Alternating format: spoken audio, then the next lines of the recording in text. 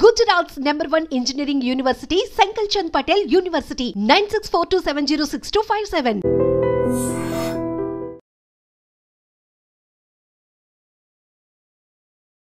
Hi hello నమస్తే welcome back to dream media. ఈ రోజు మనతో ఉన్నారు విశ్వేశ్వర రెడ్డి గారు. ముఖ్యంగా యుఎస్ లో ఉన్న సిచ్యువేషన్స్ గురించి, అక్కడ అప్డేట్స్ గురించి ఒకసారి సార్ అడిగి తెలుసుకుందాం. సార్ అందరికి సుపరిచితులే, సో అక్కడ విషయాలు ఒకసారి తెలుసుకుందాం. నమస్కారం విశ్వేశ్వర రెడ్డి గారు. నమస్కారం సార్, లేటెస్ట్ అమెరికన్ అప్డేట్స్ చూసుకున్నట్లయితే ఫస్ట్ థింగ్, ఎవరైతే డిపెండబుల్ వీసా మీద అక్కడ ఉంటూ ఉంటారో, ఎవరైతే గ్రీన్ కార్డ్స్ మీద వెళ్ళి అక్కడ ఉన్న వాళ్ళు స్పౌస్ అయి ఉండొచ్చు, పేరెంట్స్ అయి ఉండొచ్చు, వాళ్ళు ఎయిర్పోర్ట్స్ లో ఉన్న టైంలో సెలవులకి ఇక్కడ నుంచి వచ్చి అక్కడికి వెళ్తున్న టైంలో అయి ఉండొచ్చు, వాళ్ళ పాస్పోర్ట్స్ చేతికి ఇచ్చేయమని అక్కడ అధికారులు చెప్తున్నట్టు కొన్ని వార్తలు వస్తున్నాయి. Is it true? ఒకవేళ నిజంగా అక్కడ ఇలా ఇమ్మని అడిగినట్లయితే ఎయిర్పోర్ట్ లో ఏం చేయాలంటారు? ఎక్కడ ఎయిర్పోర్ట్ అంటున్నారు? హైదరాబాద్ ఎయిర్పోర్ట్, అమెరికన్ ఎయిర్పోర్ట్ అంటారు? అమెరికన్ ఎయిర్పోర్ట్ లో తిరిగి వెళ్ళినప్పుడు. మళ్ళీ you can rephrase the question. So ఎవరైతే డిపెండబుల్ వీసా మీద అమెరికాలో ఉంటున్నారో, గ్రీన్ కార్డ్ హోల్డర్, వాళ్ళ స్పౌస్ అయి ఉండొచ్చు, అంటే వాళ్ళ భార్య అయి ఉండొచ్చు, అంటే వాళ్ళ పేరెంట్స్ అయి ఉండొచ్చు, వాళ్ళు ఇండియాకి సెలవుల కోసం వస్తున్నా, వేరే వర్క్ మీద వస్తున్నా సరే, వాళ్ళు అక్కడ ఫ్లైట్ ఎక్కే ముందు అక్కడ ఎయిర్పోర్ట్లోకి ఎంటర్ అయినప్పుడు వాళ్ళ పాస్పోర్ట్స్ తీసుకొని వాళ్ళని హోల్డ్లో పెట్టడం, వాళ్ళకి కొన్ని ఆంక్షలు విధించడం జరుగుతున్నాయి అని చెప్పేసి వార్తలు వస్తున్నాయి. Is it true? లేదు లేదు, కరెక్ట్ కాదు. అంటే రిటర్న్ లో ఇండియాకి వస్తున్నప్పుడు కదా ఇది. ఇండియాకి వచ్చేటప్పుడు ఏం అడగరు. ఇండియాకి వచ్చేటప్పుడు అది బికాజ్ అది హోమ్ కంట్రీ డిపార్చర్ కిందకి వస్తుంది. సో ఇండియన్ పాస్పోర్ట్ హోల్డర్స్ ఇండియాకి వెళ్ళాలనుకున్నప్పుడు ఎప్పుడైనా వెళ్ళొచ్చు. అక్కడ అమెరికాకి జీరో ఆబ్జెక్షన్ ఉంటుంది. అప్పుడు ఇండియా లోపలికి రావటప్పుడు ఇండియా వెరిఫై చేసుకుంటుంది వీళ్ళకి ప్రాపర్ పాస్పోర్ట్ ఉందా లేదా, వీళ్ళకి ప్రాపర్ ఇండియాకి వచ్చే ఎలిజిబిలిటీ డాక్యుమెంట్స్ ఉన్నాయి. అంటే ఎప్పుడైనా ఇమిగ్రేషన్ లాలో ఎలా ఉంటుందంటే, ఎవరు ఏ కంట్రీకి వెళ్తున్నారో ఆ కంట్రీ డాక్యుమెంట్స్ చూస్తారు తప్ప హోమ్ కంట్రీకి, అంటే where we born, birth place లో ఉన్న మనకి ఏదైతే పాస్పోర్ట్ ఉంటుందో వాళ్ళు ఎప్పుడు కూడా హోమ్ కంట్రీ వెరిఫికేషన్ ఉండదు. ఓకే. ఇన్ కేస్ ఇండియా నుంచి అమెరికా వస్తున్నప్పుడు అమెరికాలో అక్కడ దిగుతారు కదా, అప్పుడు పరిస్థితి ఏంటి?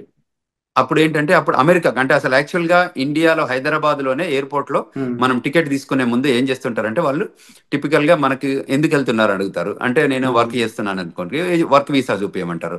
నేను ఆమె పర్మనెంట్ రెసిడెంట్ అంటే గ్రీన్ కార్డ్ చూపించమంటారు. ఆమె సిటిజన్ అంటే వాళ్ళు యుఎస్ పాస్పోర్ట్ అడుగుతారు. అంటే టిపికల్ గా మనకి బోర్డింగ్ పాస్ ఇచ్చే ముందే ఈ 3 వెరిఫికేషన్ చేసుకుంటారు వాళ్ళు. అంటే whether you are rightfully you are going to that foreign land అని వెరిఫై చేసుకున్నాకే మనకు బోర్డింగ్ పాస్లు ఇస్తారు. Otherwise they don't issue the boarding passes. అంటే ఇక్కడ ఇంకొక విషయం నేను అబ్జర్వ్ చేస్తుంది, అంటే నేను అక్కడ వచ్చిన వార్తలు చదివినప్పుడు కొన్ని వెబ్సైట్స్లో అవి వాళ్ళ భర్తకి ఎంతకాలంగా వాళ్ళు దూరంగా ఉన్నారు, ఇమీడియట్గా పెళ్ళి అయితే ఎంతకాలం దూరం ఉన్నారు, వాళ్ళ మధ్యలో బాండింగ్ ఎలా ఉంది, ఇవి కూడా చెక్ చేస్తున్నారని, అవి గాసిప్స్ కిందే చూడాలి లేదా ఇందులో కూడా నిజంగా ఉంది? అంటే ఇందులో 2 types of we can look at it. అంటే కేస్ టు కేస్ వ్యారీ అవుతుంది. వాళ్ళ దగ్గర ఏంటంటే, ఎప్పుడైతే పోర్ట్ ఆఫ్ ఎంట్రీలో మన దగ్గర బోర్డింగ్ పాస్ తీసుకున్నాక వాళ్ళకి ఏం చేస్తారంటే, మన ఇమిగ్రేషన్ అయ్యాక మన ఫ్లైట్ అంటే ఏ రూపకంగా వస్తుంది అమెరికాకి అనేది, whether it's coming from Dubai, Qatar, అరివే వాట్ ఎవర్ కంట్రీ, లండన్ ఎక్కడి నుంచి వస్తుందో, వచ్చే ముందు ఏం చేస్తారంటే, వన్స్ ద పొజిషన్ క్లోజ్డ్ అయిన తర్వాత ఈ డేటా అంతా యుఎస్ పంపిస్తారు. యుఎస్ పంపించాక ఆ డేటా అంతా వాళ్ళకి బ్యాక్గ్రౌండ్ చెక్ ఎఫ్బిఐకి వెళ్ళిపోయి మళ్ళీ వీళ్ళ దగ్గరకు వస్తుంది, ఏది సిబిపి ఆఫీస్కి వస్తుంది. వచ్చిన దగ్గర వెరిఫై చేసుకుంటారు వీళ్ళు ఎక్కడి నుంచి వస్తున్నారు, వీళ్ళ బ్యాక్గ్రౌండ్ ఏంటి, వీళ్ళది ఎనీ ఇష్యూస్ ఉన్నాయా, అంటే ఇమిగ్రేషన్ ఇష్యూస్ ఉన్నాయా. In case if there is an immigration issues, వాళ్ళు ఏం చేస్తారంటే పిలిచి అక్కడ పోర్ట్ ఆఫ్ ఎంట్రీలోనే జనరల్ ఇన్స్పెక్షన్ చేయొచ్చు, రిగరస్ ఇన్స్పెక్షన్ చేయొచ్చు, సెకండరీ ఇన్స్పెక్షన్ చేయొచ్చు. సో ఈ 3 టైప్స్ ఆఫ్ ఇన్స్పెక్షన్ జరుగుతాయి. జనరల్ ఇన్స్పెక్షన్ అంటే వాళ్ళకి తెలిసిపోతుంది, అంటే గ్రీన్, ఎల్లో, రెడ్ ఛానల్ లాగా మనం ఇక్కడ పోర్ట్ ఆఫ్ ఎంట్రీలో ఉంటాయి చూడండి, అట్లా కస్టమ్స్ లలో green, red, yellow channel type. ఇది కూడా టిపికల్ గా ఎలా ఉంటుందంటే, వాళ్ళకి if they have background, very good background ఉంటే లోపలికి స్మూత్ గానే అడుగుతారు, కపుల్ ఆఫ్ క్వశ్చన్స్ అడిగి రాణిస్తారు. లేదు ఇంకా వాళ్ళకి డౌట్ ఉంటే ఒక 10 క్వశ్చన్స్ అడుగుతారు. ఇంకా బాగా డౌట్ ఉంటే ఏం చేస్తారంటే, వాళ్ళ ఫోల్డరు, ప్యాకెట్, పాస్పోర్ట్ అన్ని తీసుకొని సెకండరీ ఇన్స్పెక్షన్ అని ఒక పక్క రూమ్ తీసుకెళ్తారు. అక్కడ తీసుకెళ్లి ఒక 4-5 అవర్స్ కూర్చోబెట్టి ఆ 4-5 అవర్స్ లోపల ఏం చేస్తారంటే, వాళ్ళ పాస్పోర్టు, వాళ్ళ ఫోను, వాళ్ళ కంప్యూటరు, వాళ్ళ అన్ని తీసుకొని కూర్చోబెట్టి ఈ 4-5 అవర్స్ లోపల, అంటే వాట్ ఎవర్ ద స్టిపులేటెడ్ టైంలో వీళ్ళు ఏం చేస్తారంటే వాళ్ళ బ్యాక్గ్రౌండ్ చెక్ చేస్తారు. కంట్రీలో ఎప్పటి నుంచి వచ్చారు, ఎప్పుడు ఉన్నారు, ఇది మొదటిసారి వచ్చిందా, లేకపోతే ఎన్నిసార్లు ఉన్న దానిలో ఇప్పుడు H1B మీద ఉంటే ఎవరు ఏ ఎంప్లాయర్ దగ్గర పనిచేస్తున్నాడు, ఎంప్లాయర్ దగ్గర అసలు జాబ్ ఉందా లేదా, అంటే టిపికల్ గా దే వెరిఫై ఎవ్రీథింగ్. ఒకవేళ ప్రయర్లీ ఏదైనా ఉంటే ఈయనకి ఏదైనా స్పీడింగ్ టికెట్లు ఉన్నాయా, లేకపోతే ఇంకేదైనా క్రిమినల్ రికార్డ్ ఉందా, you know what I'm talking, and everything they will verify. అక్కడ ఏదైనా వయలేషన్స్ ఉన్నాయని గమనిస్తే ఆ సెకండరీ ఇన్స్పెక్షన్ లో గుర్తుపడితే ఏం చేస్తారంటే వాళ్ళని మళ్ళీ ఇంటర్వ్యూ ప్రాసెస్ లో తీసుకెళ్తారు. తీసుకెళ్లి ఆ ఇంటర్వ్యూలో ఒకవేళ వాళ్ళు వయలేట్ చేసిన ఏమైనా ఉంటే ప్రజెంట్ చేస్తారు. దీస్ ఆర్ ద సిచ్యువేషన్స్ ఉన్నాయి, వాట్ యూ థింక్ అంటే వాళ్ళు మనం అగ్రి అయ్యాం అనుకోని, అగ్రి అయితే వాళ్ళ వీసా క్యాన్సిల్ చేసేసి మళ్ళీ అక్కడ నుండి డిపోర్ట్ చేస్తారు. అంటే ఇప్పుడు ఫర్ ఎగ్జాంపుల్ జనరల్ గా అమెరికా పెళ్ళికొడుకు అంటే ఎక్కువ మంది ఇంపార్టెన్స్ ఇస్తూ ఉంటారు. ఆ రకంగా ఎప్పుడైనా వాళ్ళ అమ్మాయిని తిరిగి అక్కడ పంపినప్పుడు డిపెండబుల్ వీసా మీద అమ్మాయి వెళ్తుంది కాబట్టి కరెక్ట్, H4 వీసా అమ్మాయిని, మీద వస్తారు. కానీ ఆ అమ్మాయి బాగా చదువుకున్న అమ్మాయి అనుకోవచ్చు, ఎంటెక్ పర్సన్ అయి ఉండొచ్చు. ఇన్ కేస్ ఆవిడ నేను ఇక్కడ కూడా జాబ్ చేస్తాను ఏమన్నా పొరపాటు అక్కడ రివీల్ చేసి ఉంటే అప్పుడు సిచ్యువేషన్ ఎలా ఉంటుంది? ఆ పాసిబిలిటీ, అదే ఆ ఇంటర్వ్యూయింగ్ ప్రాసెస్ అని ఇంత ముందు చెప్పాను కదా. So Hmm. యూజువల్ గా మనం ఏం చేస్తామో H4 మీద ఉంటే తక్కువ క్వశ్చన్స్ అడుగుతారు, ఎందుకంటే they are not primary. In case వాళ్ళకి బాగా డౌట్ వస్తే వాళ్ళు అడగొచ్చు. అడిగితే ఆ పొటెన్షియల్ థింకింగ్ ఉంటే అప్పుడు ఆలోచిస్తారు, కానీ మెజారిటీ 98% పెద్ద ఇష్యూస్ ఏమి ఉండవు దానికి. ఎందుకంటే అండ్ H1 వాళ్ళని బాగా వెరిఫై చేస్తారు, గ్రిల్ చేస్తారు, make sure that they have a job or not అని వెరిఫై చేసుకుంటారు. అండ్ H1 వాళ్ళు ఎలాంటి జాగ్రత్తలు తీసుకోవాలంటారు అక్కడ ఇంటర్వ్యూ కానీ అక్కడ క్వశ్చన్ చేసినప్పుడు? తప్పకుండా వాళ్ళు H1B హోల్డర్ అసలు ఫస్ట్ ఆఫ్ ఆల్ మేము ఇండియాకి వెళ్ళొద్దనే సజెషన్ చేస్తున్నాం ఈ టైంలో పర్టికులర్ గా.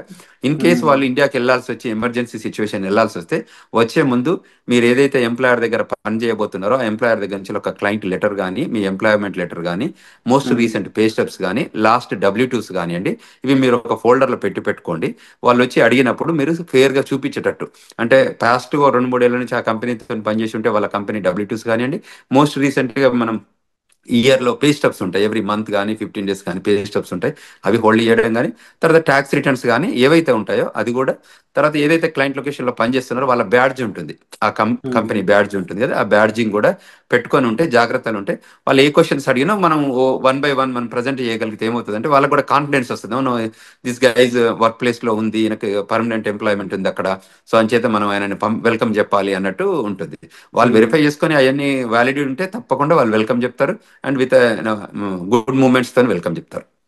అండ్ సార్ ఎలాంటి సినారియోలో అయినా ఇన్ కేస్ అక్కడ ఆఫీసర్స్ అంటే ఇక్కడ పర్సన్ ని పాస్పోర్ట్ హ్యాండ్ ఓవర్ చేయమనే సిచ్యువేషన్ వస్తుందంటారా? ఎలాంటి సిచ్యువేషన్ లో రావచ్చు వస్తే?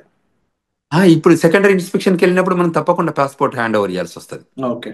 సెకండరీ ఇప్పుడు మనం ఏదైతే ప్రైమరీ ఇన్స్పెక్షన్ అంటే ప్రతి దానికి వాళ్ళు పాస్పోర్ట్ తీసుకుంటారు, పాస్పోర్ట్ స్కాన్ చేస్తారు, వాళ్ళ దగ్గర కంప్యూటర్ ఉంటుంది కదా.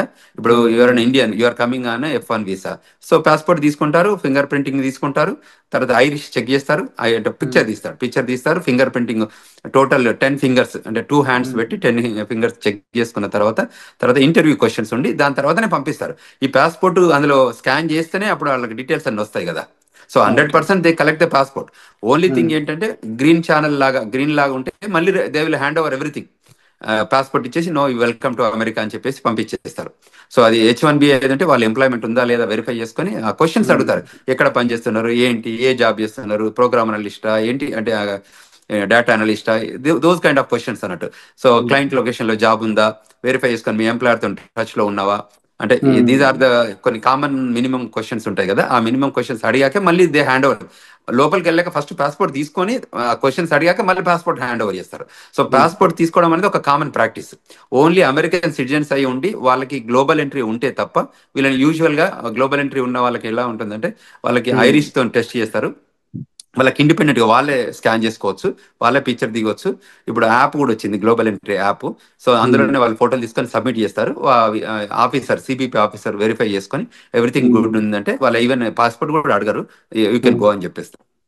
ఎందుకంటే వాళ్ళకి బ్యాక్గ్రౌండ్ చెక్లు, వ్యాలిడేషన్ అంతా జరుగుతుంది కాబట్టి.